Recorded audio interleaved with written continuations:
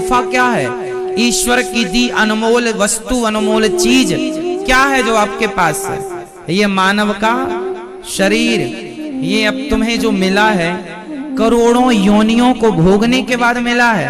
इसे पाकर यदि तुमने अपने मन को शुद्ध ना किया, अपने मन को प्रभु के चरणों में ना लगाया, तो बताओ इस शरीर को पाया ही क्यों? ये शरीर क्या भगवान ने इसलिए दिया था कि जाओ और फांसी लगा के मर जाओ, आत्महत्या कर लो? अरे जब आएगी तो मरना। इस मर्यादा के बंधन को स्वीकार करो, उल्लंघन मत करो इस मर्यादा का। और आत्महत्या कभी किसी को नहीं करना चाहिए, समझ रहे हो लाला? मर जाते आप तो नुकसान किसका होता? किसी का ना होता। सब रहते आनंद से, तुम्हारे बिना भी नुकसान होता तुम्हारा। ना जाने किस प्रेत योनि में, किस योनि में अभी भटक रहे होते। हमें लगता है मरने के बाद कोई टेंशन नहीं। धुंधकारी मर गया था, क्या बना? प्रेत बना। आप लोग कहते हैं महाराज जी प्रेत व्रेत होता है? होता नहीं होता तो गोस्वामी तुलसीदास जी ये क्यों लिखते कि भूत पिशाच निकट नहीं आवे महावीर जब? तो भूत पिशाच होते हैं तब ना गोस्वामी तुलसीदास जी ने लिखा, ना होते तो जिक्र क्यों होता? जिक्र है मतलब कौन भूत बनता? जो आदमी आत्महत्या कर लेता है, जो अपने माँ बाप को मारता है, जो गलत काम करता है, ऐसे लोग सब प्रेत योनि में जाते हैं और प्रेत योनि में बड़ा कष्ट पाते हैं, बहुत कष्ट पाते हैं। भूत धुंधकारी जब प्रेत बना तो वो किसी बड़ा कष्ट में था। प्यास लगी है पर पानी कैसे पिए, भूख लगी है पर खाए कैसे? अच्छा प्रेतों को भी ना प्यास लगती है पर उन्हें पानी कौन सा चाहिए? तुलसीदास जी की कथा सुनी होगी। तुलसीदास जी जब शौच करने जाया करते थे ना, कमंडल लेके लोटा लेके, तो शौच का बचा हुआ जल एक बेर का पेड़ था, बेर, उसके जड़ में डाल देते थे। वहां एक प्रेत रहता था तो वो शौच का बचा हुआ अशुद्ध जल पीता था, क्योंकि भूत प्रेत ये अशुद्ध चीजें खाते पीते हैं। जैसे आप लोग भोजन करने बैठते हैं ना, तो भोजन करते हैं थाली में, जो आप कई लोग ना खाते हैं तो गिरता जाता है, ऐसे राक्षसों टाइप का खाते हैं कि बहुत सारा तो गिरता है। जो आदमी थाली से खाने के बाद जो गिराता है ना, उस बचे हुए तुम्हारा जूठन गिरे हुए अन्न को खाने वो भूत प्रेत आते हैं। जिसके घर में जूठन गिरता है, बचता है, उसके घर में नेगेटिविटी ज्यादा होगी, क्योंकि वहां उसको खाने पीने को मिलता है। जो लोग शौच करने गए, शौच करके आए पर नहाए नहीं, तो वो जो पानी पीता है जो शौच करने गया, जैसा कि आप शौच करने गए और आप नहाए नहीं, और आप आए और आपने पानी पिया, और आपने पानी पिया गिलास में और थोड़ा सा पानी बच गया, वो बचे हुए पानी को पीने प्रेत, भूत प्रेत ऐसी गंदगी चीजें पीते हैं, खाते हैं। जूठा अनाज गिरा हुआ खाने से, ये सब चीजें खा के वो अपना गुजारा। इसलिए जो लोग, इसलिए हमारे बड़े बुजुर्ग कहते हैं सात्विकता से रहा करो, शौच करने जाओ तो नहाओ, ताकि तुम्हारे पीछे ये प्रेत का मतलब, भूत का मतलब नेगेटिविटी, नकारात्मकता, नकारात्मक एनर्जी, ये तुम्हारे पीछे ना पड़े। इसलिए कहा जाता है नहाया करो शौच के बाद, लघु शंका जाया करो तो 4 कुल्ला किया करो, हाथ पांव धुला करो। ये ऐसे नहीं कहा जाता, इसके बहुत बड़े साइंटिफिक रीजन होते हैं। तो भूत प्रेत ना ये सब खाते हैं। तुलसीदास जी ने प्रेत वहां रहता था, शौच का जल फेंकते रहे, एक दिन प्रकट हो गया। ये कथा आपने सुनी होगी तुलसीदास जी के सब्जेक्ट में।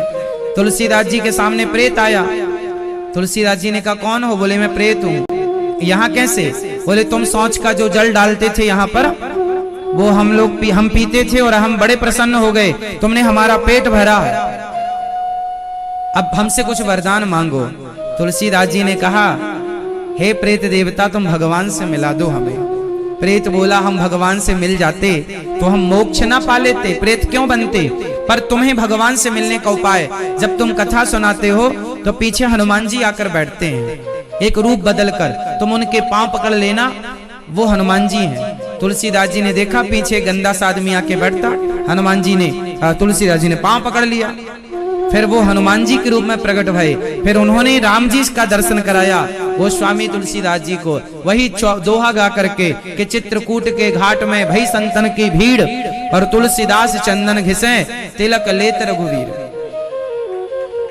ये चित्रकूट में घटना घटी, हनुमान जी ने राम जी का दर्शन कराया तुलसीदास जी, फिर वो रामचरितमानस इत्यादि की रचना गोस्वामी जी ने की।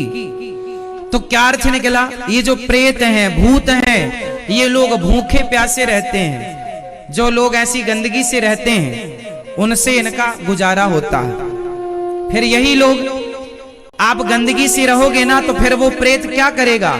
एक दिन आपकी तरफ झपट्टा मारेगा, क्योंकि आपके घर में गंदगी है तो वो खाने पीने आता है, तो उसके संग में रहते रहते एक दिन वो चाहता है कि आप भी हमारे पास आ जाओ, तो वो ऐसी प्रेरणा देती है निगेटिविटी, नकारात्मकता, कि आप कई बार ना चाह करके भी आत्महत्या करने के लिए मजबूर हो जाते हैं। इसलिए जैसी राखे शुद्धि वैसी बने बुद्धि, जैसा खाए अन्न। इसलिए थाली में जब भोजन करने बैठो तो पहले भगवान को स्मरण करना चाहिए, हे प्रभु आपका दिया जो है आपको समर्पित है, और खाओ ऐसे कि तुम्हारे जूठन ना गिरे बिल्कुल। कई लोग तो खाते ऐसे ना, आधा मुंह में जाता और आधा मुंह से टपक जाता है। सबसे निकृष्ट भोजन यही है, थर्ड क्वालिटी के लोग होते हैं वो। कई लोग तो पूरा हाथ तहाँ तक भर लेते, चावल ऐसे खाते हैं, ऐसे आधा नीचे। खाने पीने का भी तो ढंग होना चाहिए, भोजन गिरना नहीं चाहिए, कोशिश करना चाहिए, बच्चों को सिखावे सब चीजें। भोजन थाली में नहीं छूटना चाहिए ज्यादा। आपका जो जूठन है, आप कई लोग कहते हैं कि हम थाली में जो बच जाता है उसे फेंक देते हैं, कोई खाता है, वो सब नेगेटिविटी, नकारात्मकताएं आपके पीछे लग जाती हैं। भाई जिसे खाने को मिलेगा फिर वो आपका पीछा क्यों छोड़ेगा?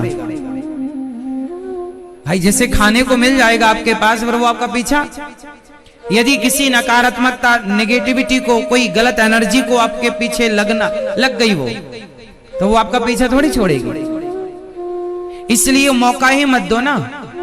थाली, पहले के लोग थाली खाने के बाद उसमें पानी डाल के ना वो भोजन थाली धो के पी लेते थे।